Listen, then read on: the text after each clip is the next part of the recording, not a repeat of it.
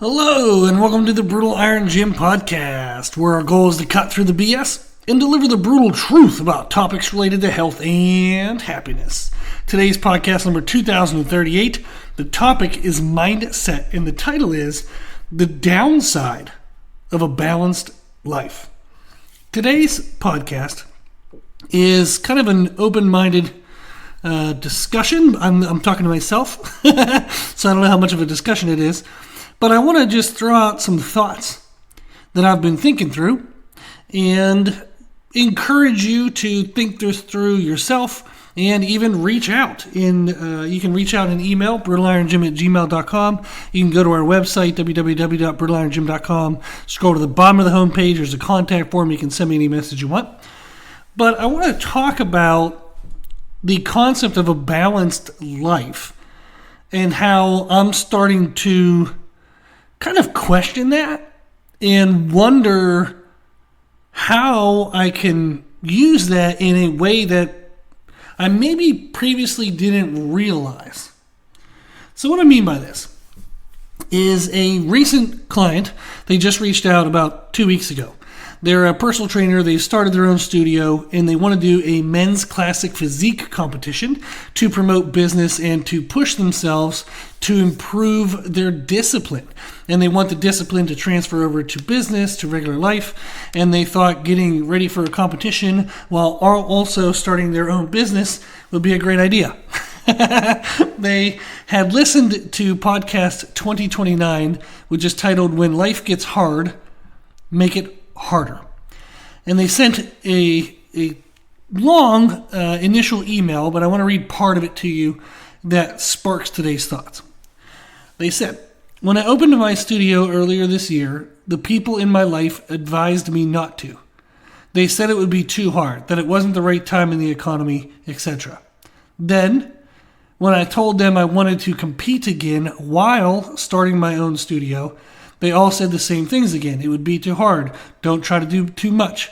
You're going to burn yourself out, etc. My training partner listens to your podcast, smart partner, and told me to listen to podcast 2029. I listened to it and said, this person gets me. To do amazing things in life, you can't live a balanced life. Everyone is telling me to find a balance, but I don't want balance. I want amazing things. I am reaching out to you because I believe you understand this. And I believe you can help me refine both my business and contest prep down to the essentials so I can achieve both and do both well. Can you help me? Will you help me? I appreciate it if you have the time."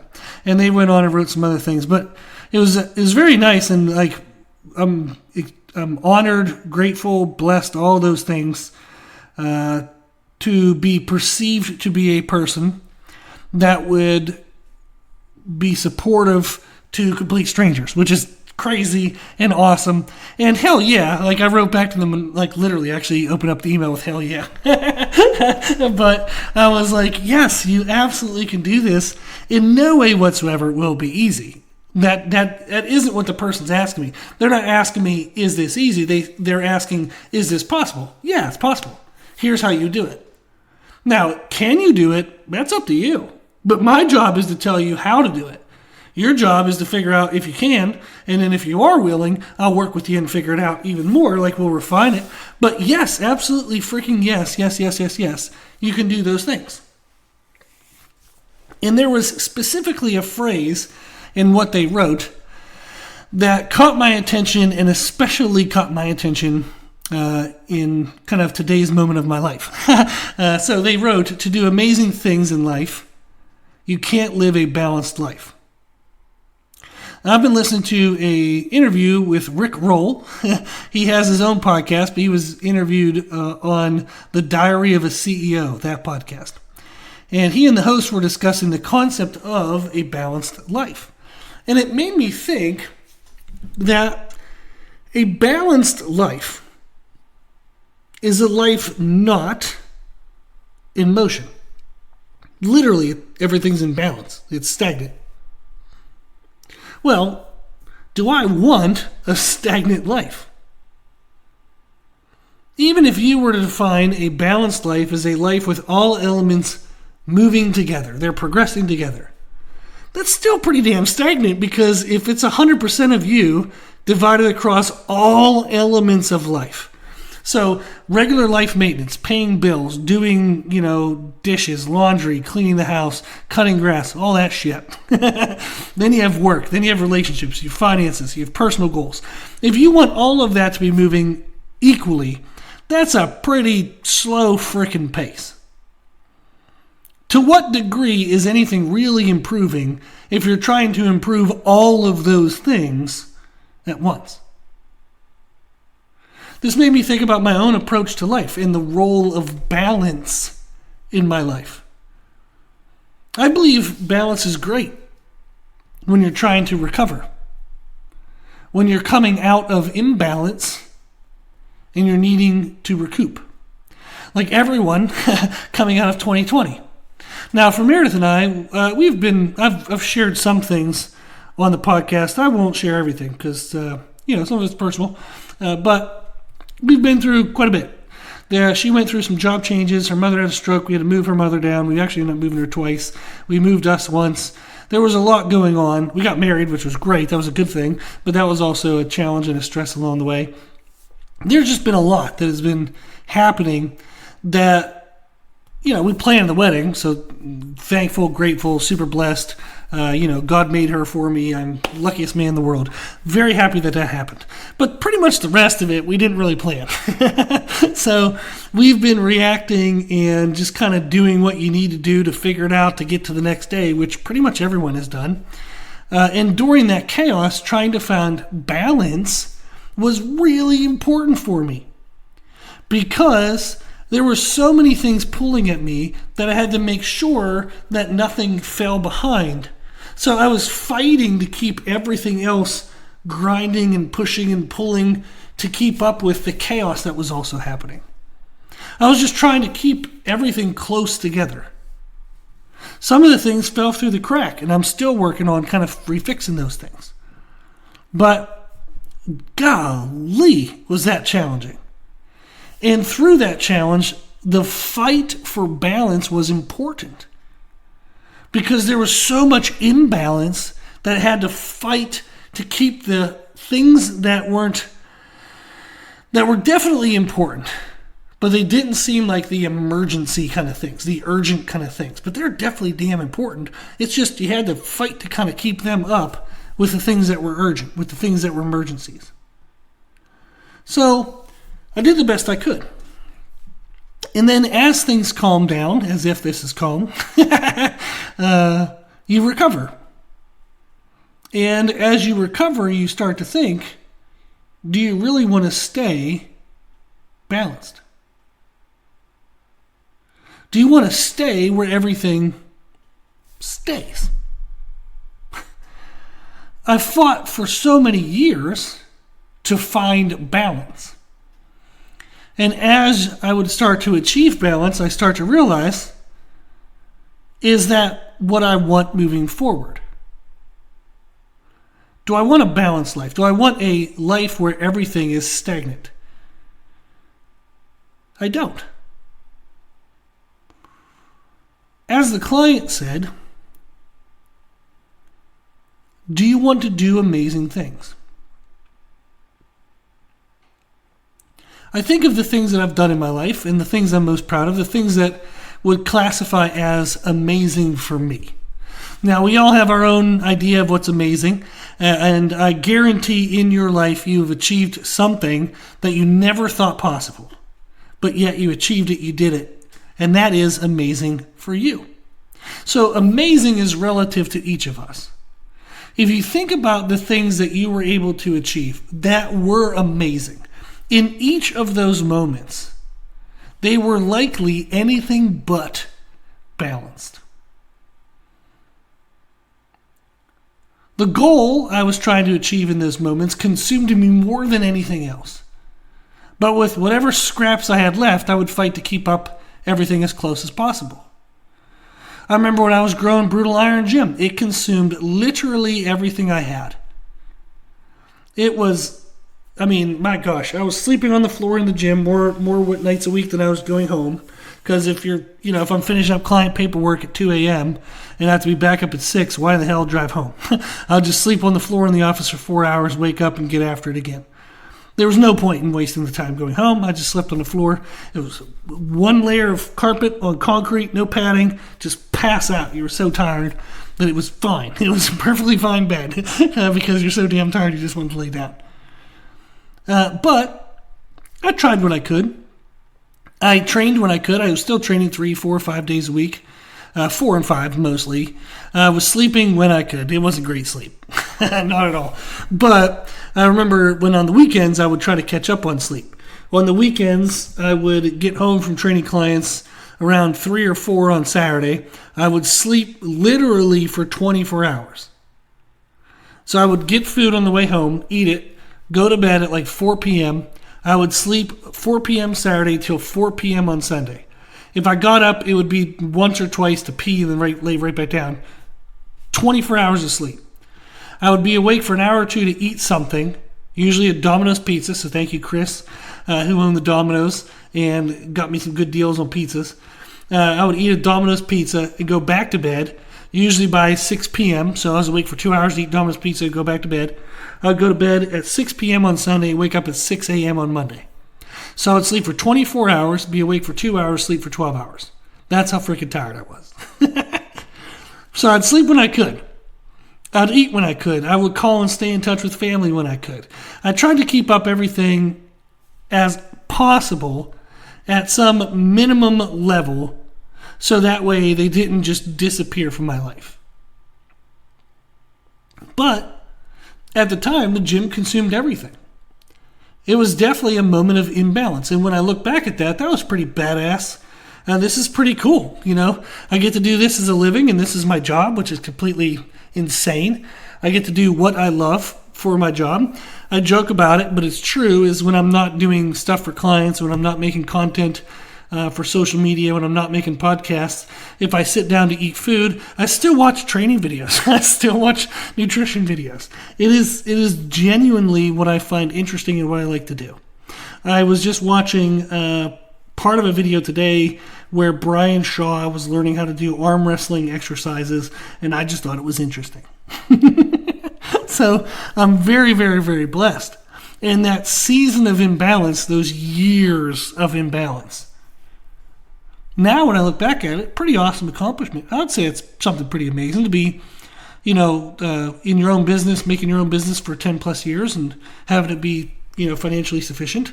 It's pretty awesome. Very blessed, very grateful. Didn't get here on my own. Tons and tons and tons of people helped me. Absolutely. But the same was true when I trained for powerlifting. The same was true when I pushed myself to grow. I'm 290 pounds. I graduated high school at 165. And I had a higher body fat percentage then than I did now, even though I'm 120 some pounds heavier. It was the same thing when I pushed myself to lose weight. I've lost 50 pounds in 10 weeks or less, 3 different times. When I push myself to achieve something amazing, and that's amazing for me, you think about what's amazing for you. Think about what yet you want to do that is amazing. When we push ourselves to achieve something amazing, it doesn't happen in balance. You try your best to keep up other areas of life. You would fight to maintain them. But the thing that you want to accomplish, this newness, this new goal, it requires a greater level of effort from you than you've been given to it previously. And that's kind of the purpose, I believe, of balance. Balance is a temporary state of recovery, of taking stock of where everything is, and then deciding what next needs the most attention. A great life, a life full of amazing accomplishments, seems to be a life with seasons of extremes and seasons of balance. balance isn't and shouldn't be a constant state. It's a transient state. From talking with this new client, from listening to the podcast, from thinking through what I'm feeling and working through in my life, this is the current mindset I'm at. Is fighting for balance is necessary when things feel chaotic, when they feel out of control, when they aren't, when what you really truly want doesn't seem to be getting the greatest of you. You have to reclaim balance. Then take stock of where everything is. Pick what the next most important thing is for you, and then get imbalanced. Push into that new place while trying your best to keep up everything else. We can't fear being out of balance because it's in the extremes that we achieve amazing things. But we do need to remember to drag along everything else at a maintenance level. And that's where most people get in trouble with extremes. They do an all or nothing approach, and unfortunately they leave everything else at nothing. We do still need to allocate a minimum to everything else while allocating extra to the specific goal we want to achieve. We don't want to give 100% to that goal and lose everything else, our relationships, our finances, everything that we would consider important to us outside of that goal. But we do have to be willing to push harder into that area if we want a greater result. If I want to lose weight, I have to allocate more energy and resources towards that process. I have to give more to get more. I can't be in balance. I can't just say, I want to lose weight, but I'm going to keep eating the same foods I normally eat, or I'm going to keep eating in the same haphazard, bullshit, random way that I currently eat. I want to lose weight and I know I need to exercise, but I'm not going to change anything about how I prioritize work or my other responsibilities in life. And somehow the magical energy and time that I don't have is going to appear even though I've done nothing different. Obviously that's stupid. When you hear me say it, you're like, okay, smart ass, It's like we know when we hear it that if I do nothing new, I get nothing new. No new opportunities come to me. I have to be willing to get imbalanced. I have to be willing to put something more into this goal. I have to be willing to take something away from my other goals. So this is something I've been considering. And I thought it would be interesting to bring up in a podcast is what role balance plays in our life. A balanced life sounds good. It sounds peaceful. But is a balanced life really where you want to stay? The downside of a balanced life is you may not end up as happy as you think.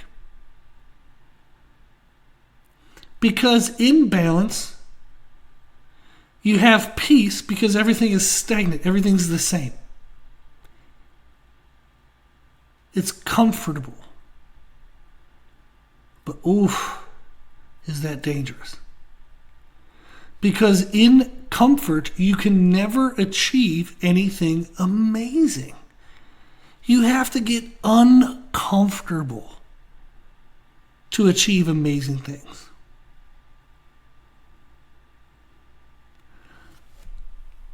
The role of balance in our life is in seasons. And it's in seasons between other seasons of chaos, of stress, of challenge, of pushing ourselves. Use seasons of balance to recover. But then pick something challenging, pick something amazing, pick something that lights up your soul. And risk becoming imbalanced to achieve it. Share your thoughts if you're willing to. Again, reach out at email brutalironjim@gmail.com. Again, go to our website. You can contact me in the bottom of the homepage, www.brutalironjim.com. What do you think of balance in your life? What do you think of this perspective? Do you think it's something that we should achieve and maintain? Do you think it's something we should do in seasons? How do you approach the balance of recovering versus getting uncomfortable to achieve great things? Well, if you have any questions, if you need anything, always feel welcome to reach out. If you like the podcast, please share the podcast. The more people we share it with, the more people can help. If you like the podcast, please consider donating to support the podcast, which you can do on our website. And if you like the information we share in the podcast, you can find more from us on our social media channels. You can find us and follow us on Instagram and YouTube under the name Brutal Iron Jim. As always, I hope this was helpful, and thank you for listening.